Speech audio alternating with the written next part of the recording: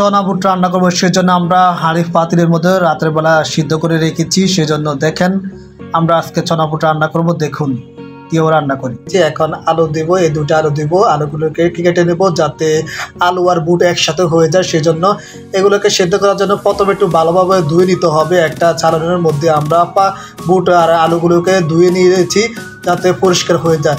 তারপর আমরা এটিকে সেদ্ধ করার জন্য একটা পাতিল নিব।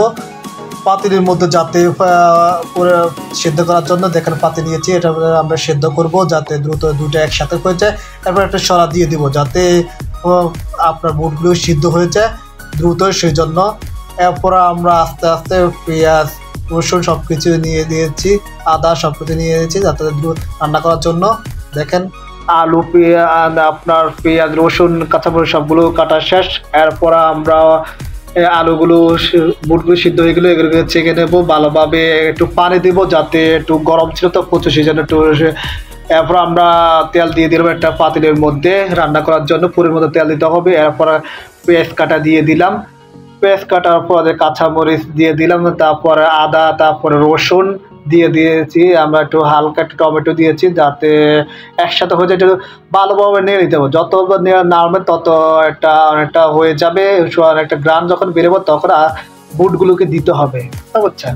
এরপর আমরা ধনিয়ার গুঁড়া দিয়ে দিলাম, এটা মশলা জিরা মশলা সবগুলো একসাথে থাকে, এটা ধনিয়ার গুঁড়া দিয়ে দিয়েছি। এরপর মরিচের গুঁড়া দিয়ে দিয়েছি, তারপরে হলুদের গুঁড়া দিয়ে দিয়েছি যাতে সবগুলো একসাথে হয়ে যায়। একটু নেড়ে নিতে হবে, যখন লাল লাল হয়ে যাবে তখন বুটগুলো দিতে হবে, বুঝতে পারছেন। আমরা এখন বুটগুলোকে দিয়ে দেব।